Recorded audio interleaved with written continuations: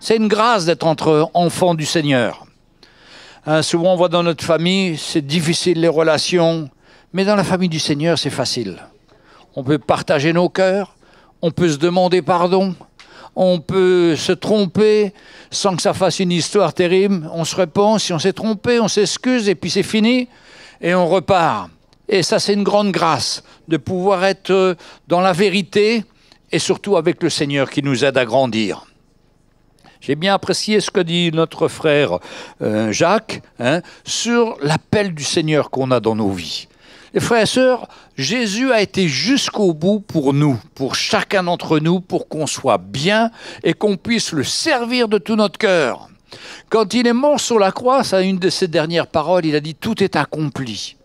Tout est accompli pour chacun d'entre nous, pour qu'on puisse être bien avec le Seigneur, pour qu'on puisse avoir un cœur avec lui, de cœur à cœur, avoir sa paix, sa joie dans notre cœur. Il a tout accompli pour nous. Il n'y a rien qui manque. Donc, si on n'est pas trop bien, c'est jamais la faute du Seigneur. C'est toujours la nôtre. Hein? Et pourtant, on aurait tendance à dire, c'est la faute du Seigneur, je ne suis pas content, ou l'Église, ou le pasteur. Non, non, ne cherchez pas ça. Cherchez auprès du Seigneur la réponse. C'est lui qui veut mettre la paix dans notre cœur. C'est lui qui veut nous changer. C'est lui qui... Bon, c'est sûr, le pasteur fait des erreurs, ça c'est sûr, on est des hommes. Mais c'est pas ça qui va vous changer. C'est le Seigneur qui a besoin de faire son œuvre dans votre cœur. Alors, je voudrais continuer un petit peu ce qu'a dit le frère Jacques en prenant dans Matthieu 8, 21. Lui, il avait le thème général et moi, j'avais le détail. Donc, c'est extraordinaire comment le Saint-Esprit parle et fait qu'on devient complémentaires les uns les autres. Voilà. Alors, c'est comment suivre Jésus, ça c'est le chapitre dans l'Évangile de Matthieu, chapitre 8. Et puis, on arrive au verset 21. Un autre d'entre les disciples lui dit « Seigneur, permets-moi d'aller d'abord ensevelir mon Père. » Mais Jésus lui répondit « Suis-moi, est-ce les morts ensevelir les morts? Laisse les morts ensevelir les morts. » Sa réponse, ça ne veut pas dire qu'il faut fuir nos parents ou nos responsabilités.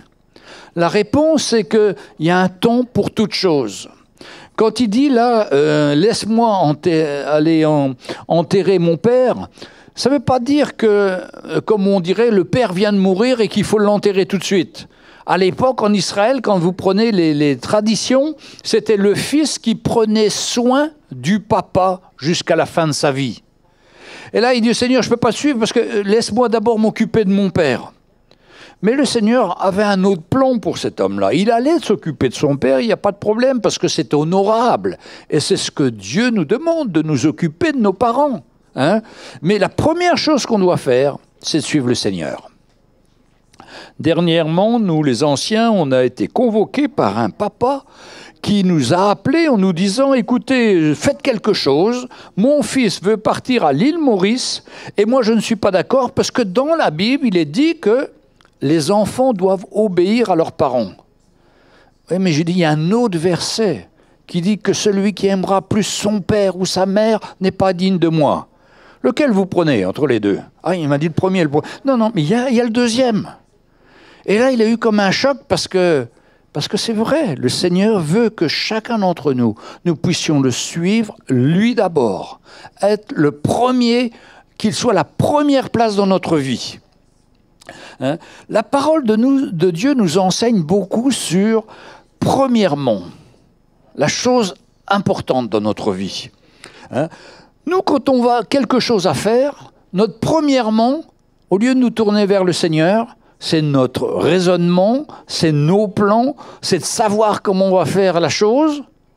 Et là, on se trompe toujours, parce que c'est notre chair. Il faut que notre premièrement soit « Qu'est-ce que pense le Seigneur ?» Quelle est la pensée du Seigneur dans cette situation? Quelle est sa réponse? Qu'est-ce que je dois faire? Mais ce n'est pas naturel chez moi comme chez vous. Et après, on s'aperçoit qu'on a fait beaucoup de bêtises. On a été avec notre élan, notre intelligence, mais on a été à côté et on a des conséquences dans notre vie. Ce sont des catastrophes. Parce que premièrement, on n'a pas demandé au Seigneur.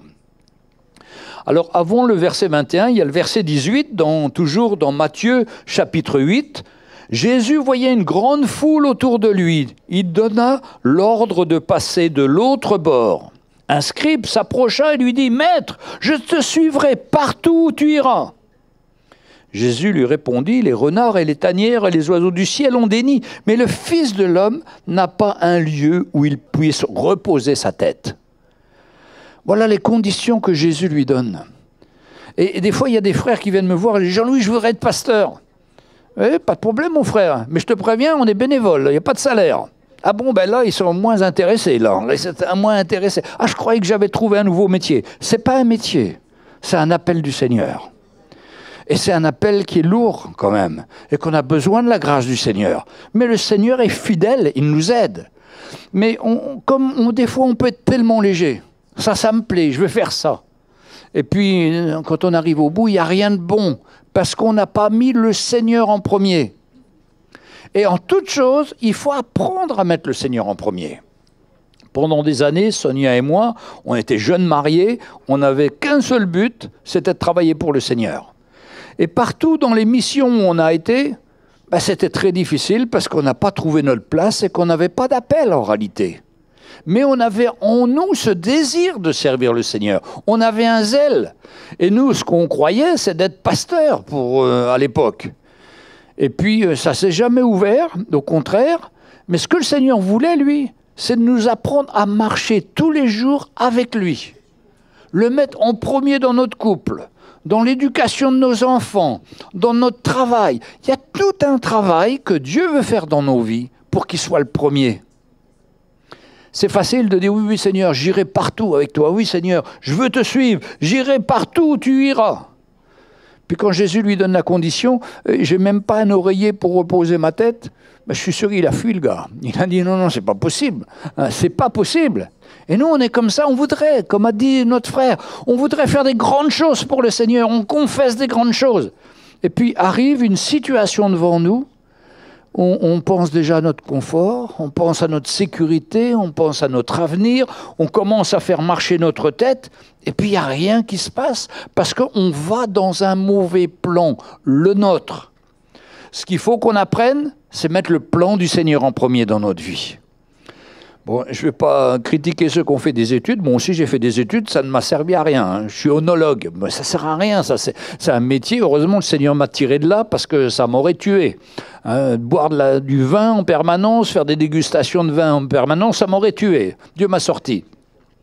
Mais ce que je voudrais dire, c'est que des fois, on prie pour avoir des grandes études, pour faire des grandes choses, et on s'aperçoit qu'on a perdu 5 ans de notre vie à faire des études qui ne nous servaient à rien. Mais si on avait mis le Seigneur en premier, il nous aurait tout de suite montré les choses. Ou s'il ne nous les a pas montrées, on aurait appris à le servir en comptant sur sa grâce et sur lui en toutes choses. Aujourd'hui, on fait des études dans un domaine, hop, ça ne marche pas, il faut faire de l'informatique, obligatoire. Ah, je ne voulais pas faire de l'informatique, mais il n'y a que ça qui marche. Donc, on fait de l'informatique. C'est pas facile, la vie. C'est pas facile, la vie. Mais dans tout ça, on doit toujours mettre le Seigneur en premier. Et le Seigneur est fidèle pour chacun de ses enfants. Le Seigneur a dit « Suis-moi ». C'est ça le plan. Ce n'est pas l'inspecteur d'académie ou ce n'est pas le pédagogue de l'orientation universitaire. Ils sont en train de refaire tout un nouveau système, là. Bon, on va vous donner une idée d'étude. Mais dans votre cœur, vous devez suivre le Seigneur et savoir là où il vous conduit. Et il est fidèle pour nous conduire et prendre soin de nous. Et vous savez, quand on sert le Seigneur, il n'y a pas de saut métier. Même dans la rue, on a un frère qui balaye la rue. Il est balayeur. Il vient de l'Inde et il raconte ici, c'est incroyable comment il vit. En Inde, il gagnait à peu près 50 € par mois. Ici, il me dit, j'ai 1500 €. En plus, j'ai le 13e mois, en plus, j'ai un appartement pour ma famille. Mais c'est incroyable, il dit. Le Seigneur me bénit. Et quand je l'entends, je me dis, même nous aussi, chacun d'entre nous, le Seigneur nous bénit, mais on n'a pas cette reconnaissance souvent dans notre cœur. Parce qu'on trouve que c'est normal. Alors que si on voyage un peu, on voit qu'on est vraiment privilégié, qu'il y a vraiment la grâce du Seigneur, que Dieu nous donne tout ce qu'il faut, mais au lieu de lui dire merci, on se plaint encore. C'est pas comme ça que j'aurais voulu. Mes collègues, ils sont trop durs. Non, non. quand on suit le Seigneur, qu'on soit balayeur, qu'on soit ingénieur, qu'on soit n'importe quoi, le principal, c'est de suivre le Seigneur. C'est de le mettre, lui, en premier dans notre vie, hein, afin qu'on puisse le suivre de tout notre cœur. Un autre exemple de mettre le Seigneur en premier, c'est dans 1 Roi 17, l'histoire de la veuve de Sarepta avec Élie. Bon, je l'ai lu il n'y a pas très longtemps, mais on va le reprendre rapidement. Élie est dans le désert, il est persécuté, il est pourchassé, il va dans cette ville où il y avait Jézabel qui était son ennemi. C'est 1 Roi 17. Et puis il est auprès du torrent, il est nourri par les corbeaux qui lui envoient de la viande. Vous connaissez cette histoire incroyable de la fidélité de Dieu. C'est pas une légende, c'est une histoire vraie. Dieu est capable de prendre soin de nous dans toutes les situations. Et je vous ai déjà raconté comment moi et Sonia et notre fils David, le Seigneur pourvoyait aussi à notre nourriture, jour après jour, de l'essence pour la voiture, tout ce qui était nécessaire. Mais Élie, lui, il est envoyé au torrent, là, et puis il va être nourri, il boit de l'eau du torrent, et puis les corbeaux lui amènent la viande. Et puis un jour, le torrent est à sec. Alors, la parole de l'Éternel, au verset 8 du chapitre 17, on est dans 1 Roi 17, verset 8. Alors la parole de l'Éternel lui fut adressée en ces mots. « Lève-toi, va à Sarepta, dans cette ville phénicienne qui appartient à Sidon, et demeure là. Car j'ai ordonné à une veuve de te nourrir. » Il se leva et alla à Sarepta. Comme il arrivait à l'entrée de la ville, voici, il y avait là une femme veuve qui ramassait du bois. Il l'appela, lui dit, « Va me chercher, je te prie, un peu d'eau dans un vase, afin que je boive. » Et elle alla en chercher. Premier miracle. Le Seigneur avait appelé cette femme et lui avait montré, il y a le serviteur de Dieu qui va venir. Il va te demander des choses. Ben, fais-le. Elle l'a fait de tout son cœur, elle était chercher de l'eau pour ce serviteur. Nous, on se dit, Seigneur, si tu m'envoies dans le désert là-bas et que j'ai rien, envoie-moi quelqu'un de riche, qui puisse pourvoir à mes besoins. Mais pas une femme veuve. Une femme veuve, elle n'a pas de salaire, elle n'avait pas de retraite, elle n'avait pas d'argent, elle n'avait rien. Mais le Seigneur n'est pas limité à notre rien. C'est pour nous montrer que chacun d'entre nous, nous sommes capables de bénir l'œuvre du Seigneur et d'être l'instrument du Seigneur si on entend sa voix et qu'on écoute et qu'on dise « Oui Seigneur, je suis d'accord ». C'est ce qu'elle a fait, cette femme. Elle est allée en chercher de l'eau. Il appelle de nouveau et lui dit « Apporte-moi, je te prie, un morceau de pain dans ta main. » Elle répondit « L'Éternel, ton Dieu, est vivant. » Elle reconnaît, cette femme phénicienne, que cet homme-là, c'est le serviteur de Dieu et que son Dieu est vivant. Parce qu'il lui a parlé, parce qu'elle l'a vu à l'œuvre, parce qu'elle sait dans son cœur que c'est l'homme de Dieu. Alors elle dit, « Je n'ai rien de cuit, je n'ai qu'une poignée de farine dans un pot et un peu d'huile dans une cruche. Voilà toute sa richesse. Est-ce que chez nous, quelqu'un a moins de ça? Mais non, on a tous beaucoup plus que ça. » Je disais samedi dernier, lors d'une prédication, nous on remercie pour le pain de ce jour, mais on a de la nourriture pour toute la semaine. Et on remercie chaque jour pour la nourriture. Elle n'avait rien, elle. Elle avait simplement un peu d'huile et un peu de farine et dans une cruche. Voici, elle dit, je ramasse 2 morceaux de bois, puis je rentrerai, je préparerai cela pour moi et pour mon fils. En plus, elle a un fils. Voyez les mamans seules qui élèvent un enfant. La fidélité de Dieu. Dieu vous aime et veut s'occuper de vous. Nous, c'est trop facile de dire, mais j'ai rien, Seigneur. Mais cette femme, elle n'avait rien non plus. 2 morceaux de bois, de l'huile, de la farine. Et en plus, un fils à nourrir. Alors, elle avait pensé qu'elle allait utiliser cela, qu'elle allait préparer. Voici, je ramasse 2 morceaux de bois, puis je rentrerai, je préparerai cela pour moi et pour mon fils. Nous mangerons, après quoi nous mourrons. Voilà, c'était son programme. Pour vous dire qu'elle était dénudée de tout. Elle n'avait rien, que ça. Et nous, des fois, on a plein de choses. Je me souviens un jour qu'on était avec le frère Mickey, on est revenu ici parce que j'étais en formation à Maurice.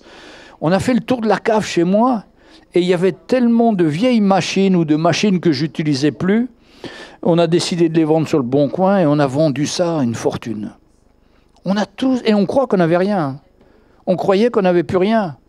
Vous savez, quand les choses vont mal dans notre cœur, on voit tout de suite la catastrophe. Mais quand on est avec un homme de foi, comme le frère Mickey, il m'a dit, mais non, regarde ce que tu as. On a vendu ça sur le bon coin et puis tout s'est arrangé. La grâce du Seigneur. Même nos trucs qu'on considère comme étant zéro, ça a de la valeur. On peut les utiliser pour l'œuvre de Dieu et pour les mettre au service du Seigneur. Mais nous, on croit toujours qu'on n'a rien. Et cette femme, elle croyait non plus qu'elle n'avait plus rien parce qu'elle voyait qu'elle n'avait plus que de la farine et du bois et puis un peu d'huile. Elle a cru, on va manger ça puis on va mourir. Élie lui dit, ne crains pas. Ne crains pas, rentre, fais comme tu as dit, seulement prépare-moi d'abord, ou premièrement, prépare-moi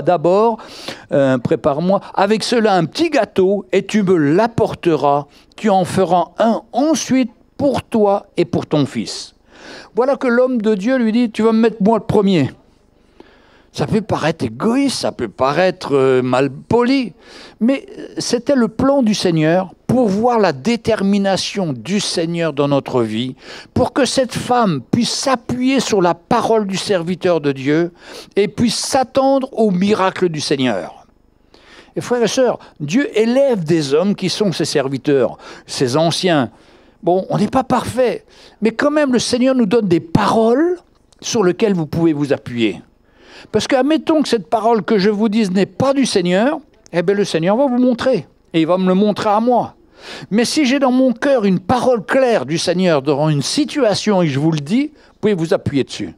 Parce qu'on peut marcher dessus. Et si on se trompe, le Seigneur corrigera. Il corrigera déjà son serviteur, et puis après, il rétablira toute situation. Et cette femme, au lieu de douter de la parole du serviteur de Dieu, elle a cru dans son cœur, elle a été préparer le gâteau, hein, et quand même, il lui avait dit avant, hein, vas-y, car ainsi parle l'Éternel, le Dieu d'Israël, la farine qui est dans le pot ne manquera point, et l'huile qui est dans ta cruche ne diminuera point, jusqu'au jour où l'Éternel fera tomber de la pluie sur la face du sol. Écoutez ça, verset 15. Elle alla, elle fit selon la parole d'Élie. Ça, c'est la foi. Ça, c'est l'obéissance qu'on doit avoir. Des fois, un ancien nous dit, ou un pasteur nous dit une parole qui ne nous plaît pas. Et même quand, dans le livre des Actes, il n'y a pas très longtemps, on a lu ça dans l'acte 9, quand un homme a été appelé par le Seigneur et lui a dit « Je t'envoie Paul, et Saul de Tarse, tu vas prier pour lui pour qu'il retrouve la vue. » Mais il dit « Seigneur, tu sais pas cet homme-là, comment il persécute les chrétiens, comment il les met en prison. Mais Seigneur, c'est sûr là ?» Le gars, il met même en doute la parole du Seigneur. Mais on est humains, les frères et sœurs. On a des faiblesses les uns les autres.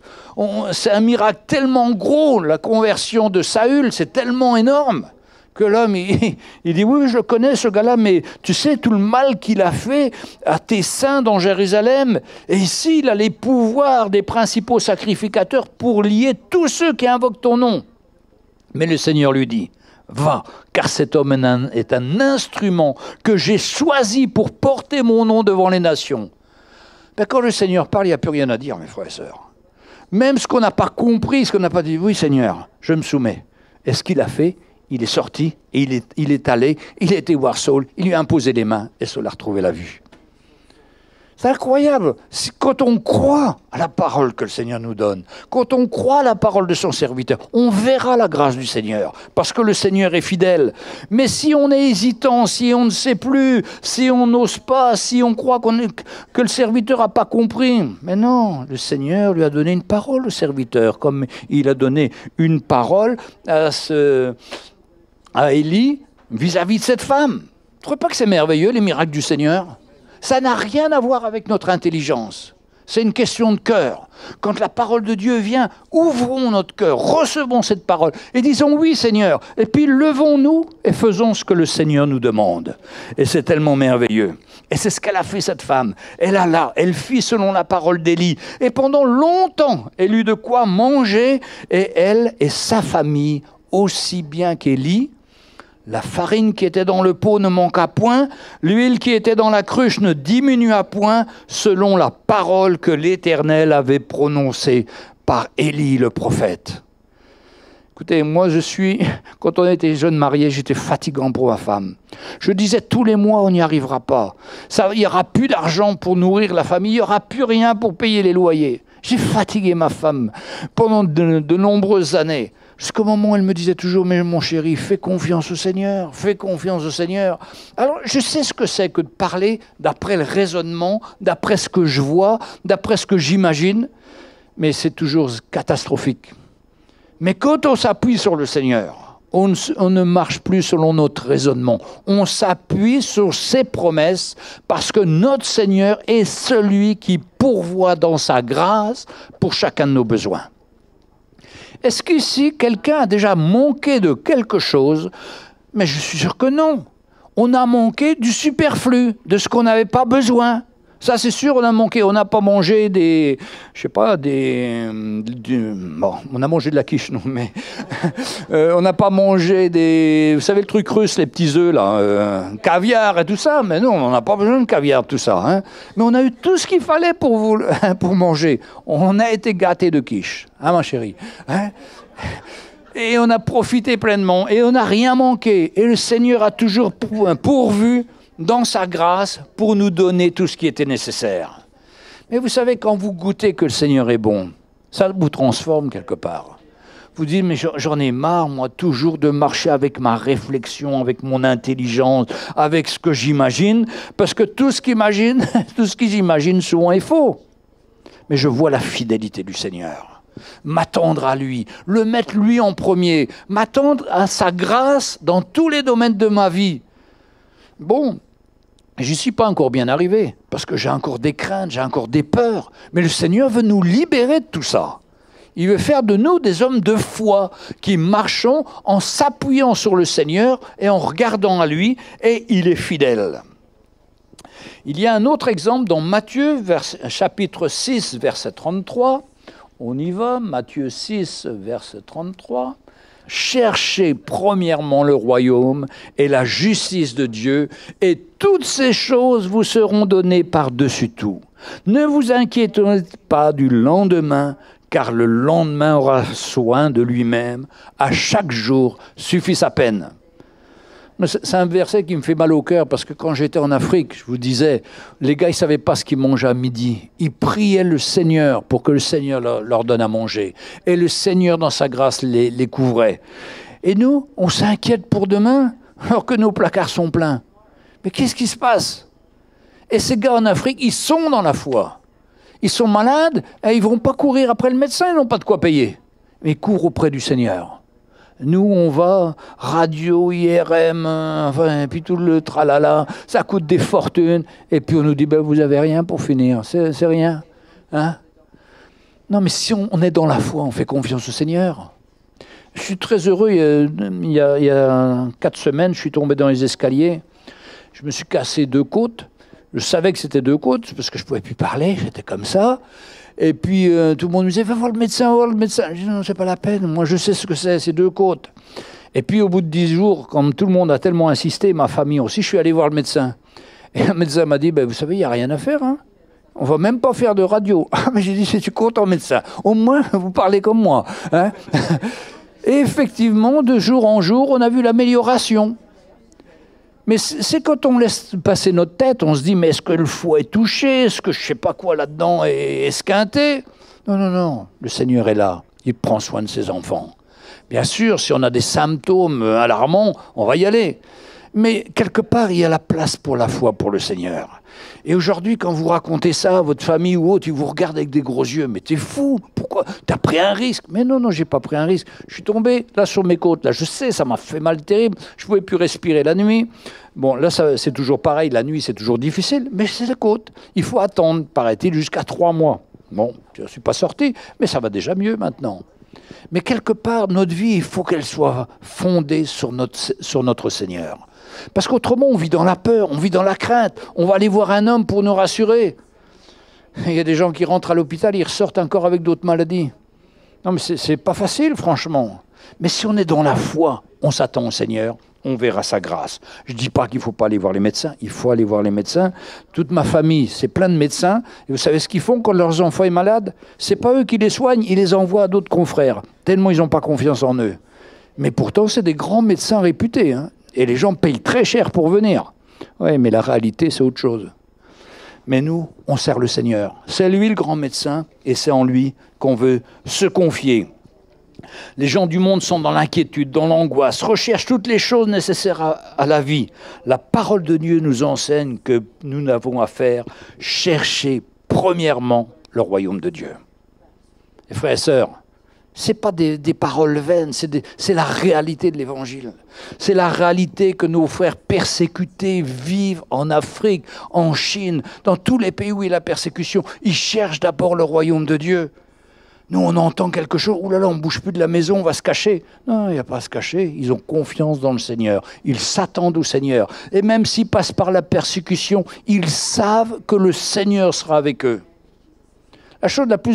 L'exemple le plus extraordinaire, c'est dans le livre des Actes, avec Étienne qui est lapidé.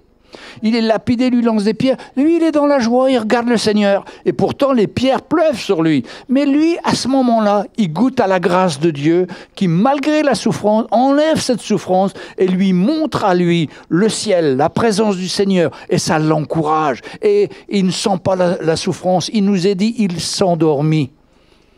Oh, c'est merveilleux, les frères et sœurs. Dieu est fidèle pour chacun d'entre nous. Bien sûr, on ne passe pas, nous, par la persécution, pas encore. Peut-être qu'on ne passera jamais. Mais je vois nos frères de Chine qui sont à l'église à Chaville, qui racontent leurs témoignages, comment ils ont été persécutés, comment ils fuient leur pays, comment c'est dur pour eux, mais comment la grâce de Dieu a toujours été avec eux et les fortifie et les garde en toutes choses. Cherchez d'abord le royaume de Dieu et toute chose vous sera donnée par-dessus tout. Alors on peut se dire, mais c'est quoi chercher le royaume de Dieu? C'est chercher une œuvre de Christ dans ma vie. Nous, on a l'évangile de la croix. On est là, brut de fonderie, brut de coffrage, comme on dit au début, avec tous nos défauts, tout notre enthousiasme. On vient, on s'approche du Seigneur, on croit qu'on est bien. Tout d'un coup, le Seigneur commence à travailler notre cœur. On s'aperçoit qu'on est orgueilleux, qu'on est menteur, qu'on est un paquet de choses que le Seigneur veut traiter dans notre vie. Et chercher le royaume de Dieu, c'est de chercher être à l'image de Jésus pour lui ressembler. Il y a encore des choses qui doivent disparaître de notre vie, parce que notre chair, elle est forte, parce que notre chair, elle a des idées contraires à la vie de l'esprit. C'est un combat en nous. Mais si on ne veut pas de ce combat-là, on va rester charnel, on va rester en marchant à travers la chair. Mais si on cherche le royaume de Dieu, Seigneur, que je puisse te ressembler, que je puisse mettre à mort ma chair pour vivre par l'Esprit et apporter autour de moi ta vie, ton Saint-Esprit, rayonner pour toi dans mon bureau, là où je suis en train de travailler avec mes collègues, qu'ils puissent voir que je ne mens pas, que je ne dis pas des choses sales, que je ne suis pas comme eux. Pourquoi? Parce que j'ai dans mon cœur un désir de marcher dans ce royaume de Dieu, d'être un élément de ce royaume de Dieu, un élément qui construit et qui amène la vie autour de moi. Cherchez premièrement le royaume de Dieu et la justice de Dieu, les choses justes, les choses vraies, les choses profondes. On est dans un monde d'hypocrisie totale. À nous d'être vrais, à nous de ne pas marcher dans cette chose. Et la Bible dit qu'on brillera dans ce monde comme un flambeau. On brillera pour la gloire du Seigneur. Alors si vous êtes comme moi, vous n'êtes pas en activité, on est dit retraité, mais on rencontre plein de gens quand même. Mais on peut parler du Seigneur facilement. On peut être le témoin que le Seigneur veut que nous soyons. Avoir des relations de cœur avec les gens. Montrer que c'est notre cœur qui parle, que le Seigneur les aime, qu'il y a un plan de Dieu. Il n'y a pas d'âge pour chercher ce royaume de Dieu. Plus tôt on le fait dans notre vie, plus tôt on sera préservé de toutes les folies de ce monde. Comme dit Paul à Timothée, fuis les passions de la jeunesse. Ou les passions de la jeunesse, j'en ai eu beaucoup, hein. Mais je suis content que le Seigneur... Mais attention, il y a aussi les passions de la vieillesse. Hein. Alors là, hein, il faut faire aussi attention à toutes les passions, hein, parce que le Seigneur veut nous libérer de ces passions et qu'on mette lui en premier dans notre vie. C'est la clé. C'est là qu'il veut manifester sa grâce. Alors, je voudrais maintenant prendre Matthieu 7, 3 à 5, la mise en pratique de l'œuvre du Seigneur dans notre vie. Matthieu 7, 3 à 5. Alors là, vous connaissez par cœur 11 versets-là. Hein. Ne jugez point afin que vous ne soyez pas jugés, car on vous jugera du jugement dont vous jugez, et l'on vous mesurera avec la mesure dont vous mesurez. Pourquoi vois-tu la paille qui est dans l'œil de ton frère et n'aperçois-tu pas la poutre qui est dans ton œil ? Allez, frères et sœurs, je ne sais pas si ça vous dit quelque chose, moi je trouve ça énorme. On voit toujours le défaut de l'autre. Mais c'est grave, c'est nous ça. C'est notre chair. On voit le défaut de l'autre. On voit toujours quand il rate ou quand ça ne va pas. On le voit tout de suite. Et on le voit tellement qu'on ne voit pas notre poutre. C'est pour ça que dans l'Évangile, quand on met premièrement le Seigneur dans notre vie, c'est premièrement l'œuvre dans ma vie. Et au lieu de s'occuper de la paille, occupons-nous de notre poutre. C'est-à-dire demandons au Seigneur de nous éclairer, de travailler notre cœur, de laisser la croix œuvrer pour nous changer, pour nous transformer. Mais naturellement, nous avons une capacité de voir les pailles. Enfin, vous comprenez ce que je veux dire? Mais on ne voit jamais la poutre. On ne voit pas la poutre. Il faut que le Saint-Esprit nous éclaire et nous montre notre cœur, notre situation, pour qu'enfin on puisse voir cette poutre et qu'on soit occupé à enlever cette poutre et non pas la paille qui est dans l'œil de notre voisin. Vous savez, la Bible nous dit, un verset que je me posais beaucoup de questions, qui dit « Considère l'autre comme étant supérieur à toi-même ». Ah non, Seigneur, non, moi je suis supérieur, moi. Naturellement, on se croit supérieur. Mais considérez l'autre. Au lieu de voir la paille qu'il y a dans son œil, je considère que la poutre dans mon œil est beaucoup plus grosse. Et c'est d'abord à elle que je dois donner toutes mes forces pour que le Seigneur puisse me changer, puisse faire cette œuvre dans mon cœur, afin que je puisse marcher dans une relation avec lui, vraie, et que je ne sois pas un problème pour mes frères et sœurs. Leur paille, le Seigneur va s'en occuper. Le Seigneur s'occupe de la paille de chacun. Nous, ce qu'on doit s'occuper, c'est de notre poutre. Et croyez-moi, il y a suffisamment de travail pour chacun d'entre nous. Alors, si bien que quand on dit quelque chose à notre conjoint, par exemple, quand on est jeune marié, on voit toujours les défauts de l'autre. Et puis, quand le Seigneur travaille notre cœur, nous monte notre cœur à nous. Non, mais Seigneur, tu vas t'occuper d'elle, mais moi j'ai besoin de venir devant toi pour être changé, transformé, et que tu fasses cette œuvre dans mon cœur.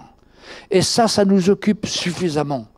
Pourtant, c'est tellement facile de dire que c'est de la faute de l'autre. C'est tellement naturel. Mais non, c'est moi d'abord que le Seigneur veut traiter et faire une œuvre dans notre cœur.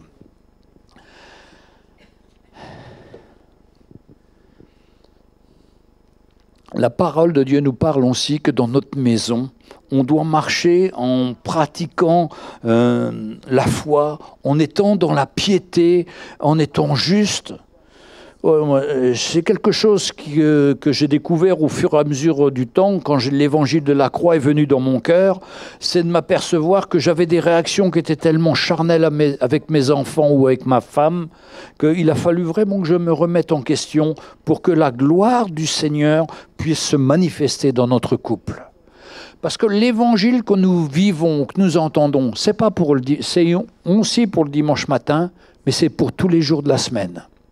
Et il faut que dans notre maison, ce soit comme une église. C'est-à-dire que notre vie parle plus que nos paroles. En général, c'est nos paroles qui parlent tout le temps. Il faut un petit peu arrêter les paroles et laisser la vie du Seigneur être manifestée dans notre vie. Je vous dis ça, j'étais papa de 3 enfants et comme mes enfants étaient assez turbulents et que moi j'avais une détente assez forte de ma main pour leur mettre une gifle, et je me trompais d'enfant souvent. Je donnais à celui qui n'avait pas fait. Donc, il fallait que je m'humilie après, avec l'enfant qui avait reçu la gifle. Et puis que mes enfants, je leur expliquais, vous savez, votre papa, il s'énerve, il est toujours énervé, il a besoin de la grâce du Seigneur. Et les enfants ont compris qu'il fallait qu'ils prient pour leur papa. Et quand mes enfants ont prié pour moi, les choses ont été mieux. J'ai senti la grâce du Seigneur. Bien sûr, il y a un travail qui a dû se faire dans ma vie. Parce que si on veut honorer le Seigneur, ce n'est pas uniquement le dimanche matin à l'église, c'est toute la semaine. Avoir ce cœur pour nos enfants, avoir ce cœur pour notre femme. Il y a une œuvre de Dieu qui doit se faire dans notre cœur. Parce que c'est trop facile de dire que c'est de leur faute. Ils m'ont agacé, ils m'ont énervé. Non, c'est moi qui n'ai pas su garder mon contrôle. Ma main est partie trop vite, ou j'ai fait telle ou telle chose qui n'était pas bien. Mais que ma foi chrétienne puisse être démontrée par des actes dans ma maison. Que je ne sois plus le grand patron, comme raconte Stephen Gachengo. Il rentrait chez lui, tout le monde se cachait, tout le monde avait peur de lui. Parce que le patron rentrait et sa femme le servait à manger, personne ne mangeait avec lui. Il était comme un roi et un caractère terrible. C'est pas ça ce que Dieu nous appelle. C'est que nous, si nous voulons être grands dans le service du Seigneur, il faut que nous soyons les serviteurs. Serviteurs de nos enfants, serviteurs de notre épouse, qu'on puisse être là pour donner le coup de main, pour aider. Mais croyez-moi, c'est une œuvre du Seigneur aussi dans notre cœur. Alors, je ne suis pas encore arrivé, et on n'y est pas, mais on avance quand même. En des années, quand on voit le changement que Dieu a fait, on n'est que peut être encouragé de voir la main du Seigneur. Parce que le Seigneur est fidèle. Toutes les fois que vous mettrez dans votre vie le Seigneur en premier, vous verrez des fruits dans votre vie. Peut-être que ces fruits, vous n'allez pas les voir longtemps parce que la chair revient vite. Mais c'est pareil, vous vous humiliez et vous cherchez le Seigneur à nouveau. Et vous allez voir, vous allez porter du fruit. Et au début, bon, c'est peut-être tous les 2 jours que vous pensez tout d'un coup à avoir le cœur du Seigneur. Puis petit à petit, le Seigneur fait une œuvre. Ça devient tous les jours, puis après tous les 2 heures. Et puis petit à petit, le Seigneur gagne du terrain dans votre vie. Et le Seigneur vous transforme. Et un jour, vous aurez la victoire. Avec la grâce du Seigneur. Ça va être sa grâce qui va se manifester. Vous voyez, il faut que notre vie, elle puisse se manifester dans notre propre maison, qu'on puisse porter le cœur du Seigneur. Et puis, encore un exemple, dans 2 Corinthiens 8,5, vous connaissez ce passage qu'on cite souvent pour les offrandes. Nous nous faisons connaître, donc on va commencer au verset 5, qui parle des églises de la Macédoine, verset 2, il parle de ces chrétiens de Macédoine qui, après la grande épreuve de leur affliction, leur joie débordante et leur pauvreté profonde, ont produit avec abondance de riches libéralités de leur part. Ils ont donné, je l'atteste, volontairement selon leurs moyens, même au-delà de leurs moyens. Nous demandons avec insistance la grâce de prendre part à l'assistance destinée aux saints. Et non seulement ils ont contribué comme nous l'espérions, mais ils se sont d'abord donnés eux-mêmes au Seigneur, puis à nous par la volonté du Seigneur. Donc on voit le cœur de ces hommes qui se sont donnés premièrement au Seigneur, puis après aux serviteurs de Dieu. Je crois que notre cœur est touché. On se donne d'abord au Seigneur, puis après aux serviteurs. On a envie de travailler ensemble. On a envie de se retrouver dans la semaine pour prier, pour porter le fardeau de l'Église, pour prier pour les frères et sœurs qui passent par l'épreuve, comme notre frère Paul en ce moment. On a envie d'aller le visiter, d'essayer de s'organiser pour visiter notre frère. Et puis les situations que l'on connaît, les frères et sœurs qui passent par l'épreuve, qu'on puisse les soutenir. Parce qu'il y a une œuvre qui se fait dans notre cœur. On s'est donné au Seigneur, puis après on s'est donné aux serviteurs et à l'Église, et qu'on devient des instruments de bénédiction les uns pour les autres. Alléluia. Est-ce que parmi nous, quelqu'un peut se dire, mais moi je me suis déjà donné premièrement au Seigneur? Ça fait réfléchir la question. Oui, on s'est donné, à un moment, on a répondu, oui Seigneur, je suis prêt à tout. Et puis, comme l'a dit notre frère Jacques, la réalité des fois est tellement différente. Mais mes frères et sœurs, le Seigneur connaît tout ça. Il sait notre cœur. Mais un jour, j'étais avec le frère Mickey, puis j'étais pas très bien ce jour-là, pas trop en forme, et Mickey m'avait dit, on va parler à ces gens-là et tout. Pas moyen de sortir une parole. Et je dis à Mickey, mais c'est incroyable, j'arrive pas à parler. Je suis comme paralysé. Il me dit, Mickey, bon, peut-être c'est comme ça aujourd'hui, mais attends-toi au Seigneur, parce que je sais qu'il veut t'aider. Tant que ton cœur a envie de le servir, tant que ton cœur a envie de le servir, mais ta chair n'y arrive pas, tu n'arrives pas à partager cet évangile-là, attends, ça va venir, parce que le Seigneur a un plan pour ta vie. Garde ton cœur qui a soif du Seigneur. Vous savez, quand j'étais aussi jeune pasteur, j'essayais d'exprimer quelque chose, ça cafouillait dans ma bouche, c'était incompréhensible. Et je me dis, je remercie les frères et sœurs qui, il y a 30 ans, étaient ici dans cette salle, où j'essayais de prêcher et que c'était assez incompréhensible. Il a fallu du temps. Ça ne vient pas comme ça. Il faut une œuvre du Seigneur dans notre cœur. Ce n'est pas nos capacités intellectuelles qui vont arranger les choses. Ce n'est pas les beaux parleurs qui vont changer la vie des gens. C'est ce qui se passe dans les cœurs. Quand il y a eu le réveil de Pentecôte en France en 1904, ce sont des Américains qui sont arrivés de l'Angleterre, qui sont arrivés en France.